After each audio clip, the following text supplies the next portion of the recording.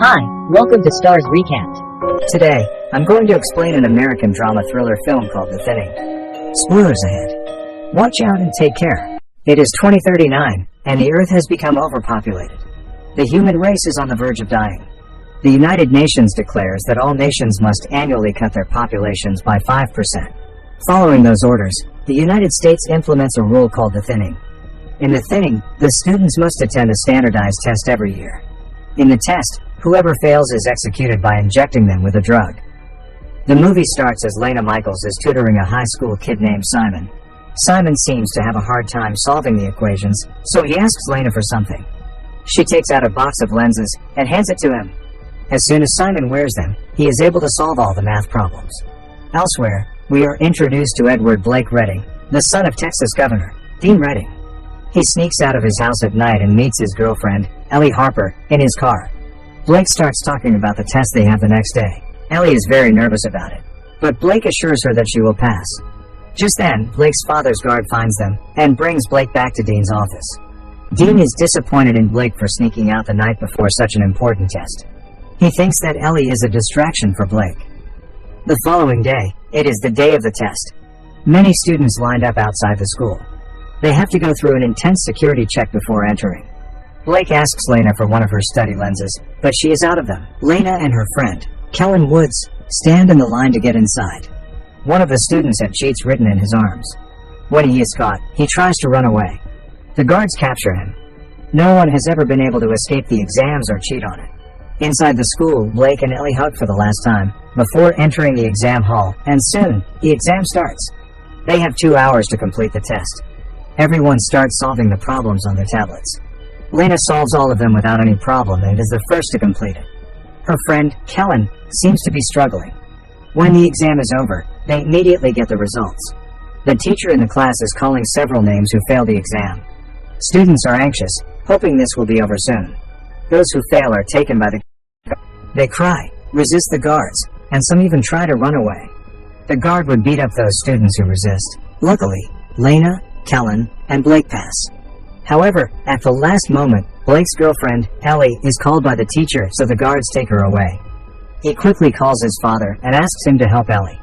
However, his father doesn't agree, saying that the law is the same for everyone.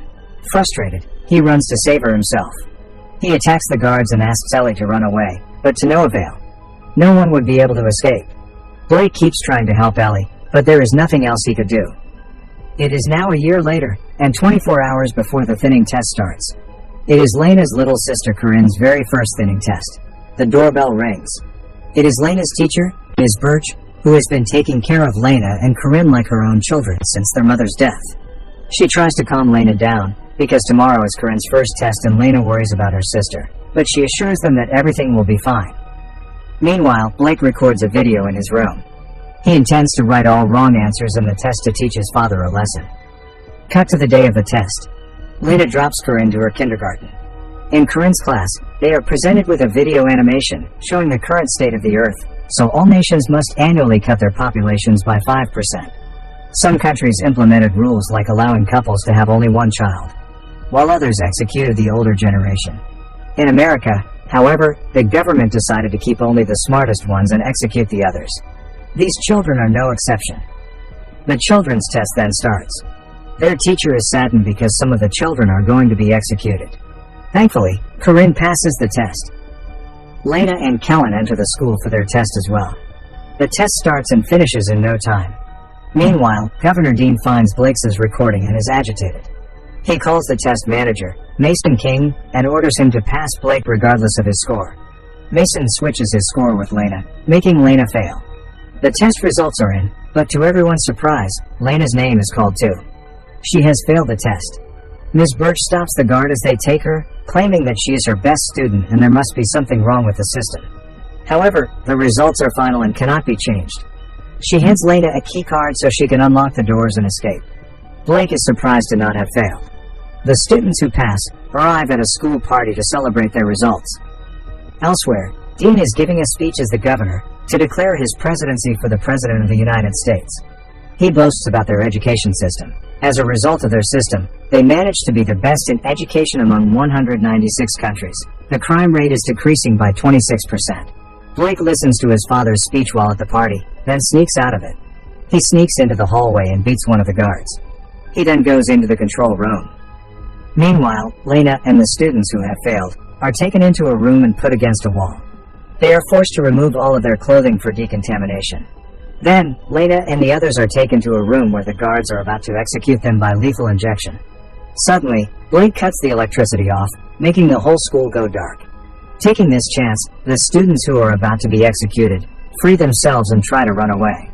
But none of them succeeds, except for Lena. She uses the keycard her teacher had given her and gets out of the room. Soon after, Mason comes to the room and asks for a head count. They find out that Lena is missing and start looking for her. Blake finds Lena and helps her fighting one of the guards. While talking, they realize that something was done to Blake and Lena's results. They both enter into a vent and hide. They follow the network cables to go to the server room where they can look at the results through the computer. Meanwhile, the school is still in complete lockdown due to the power failure.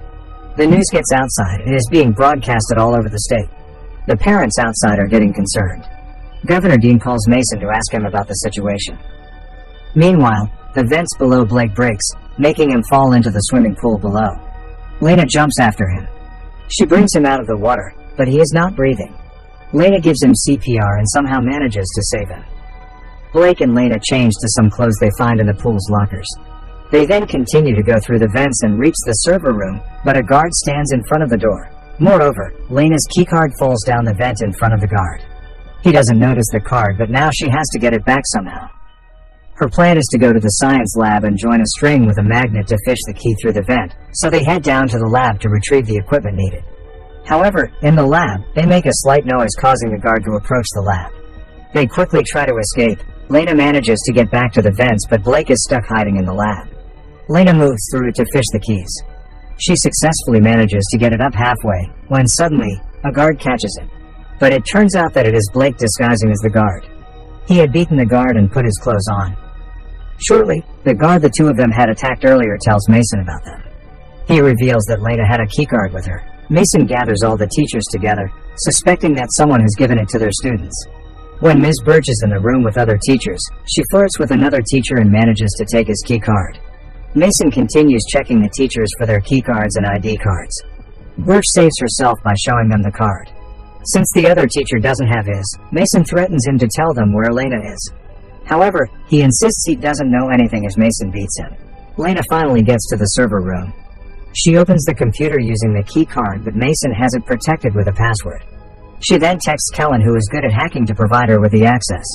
After some time, Kellen receives Lena's text. He helps her to get through Mason's computer. Lena then searches for her results and finds out she got 98% but still failed, while Blake got 15% and passed. She does more research and finds out that Ellie too had gotten 88% and failed, while others who had less marks than her passed. Lena realizes that the grading system is rigged, and the governor has been failing whoever he wishes to. Lena sends a file with the rigged grades to Kellen. But soon, the power is back on, and Mason sees that she is in the server room. Lena realizes this and runs out. However, Mason catches her almost immediately. Blake, on the other hand, is still in disguise. He is with the students who have failed. He orders the guard to take them to the recreational hall with the other students. But the guard refuses, so they get into a fight. The guards restrain him and find out his identity. Just then, Kellen receives Lena's message and is surprised to see the rigged results. Kellen is friends with a news anchor, so he quickly emails it to the news channel. The reports broadcast the news showing the receipts of the altercation and the results. After the photos are leaked, the governor is called by his party head, who threatens to take his presidential candidacy back. Unwilling to let that happen, Dean Redding throws all the accusations at Mason and pretends that he is innocent. He tries to prove this, so he has no choice but to execute all of those who actually failed, including his own son, Blake. At the school, Mason and the guards take Lena to the thinning room to execute her and the others. Blake is there too. Mason calls Dean to ask him if they should proceed to execute the students. But Dean tells him to stop. He wants the students who have actually failed to be executed, including his own son. The guards free Lena and other students who have actually passed the test.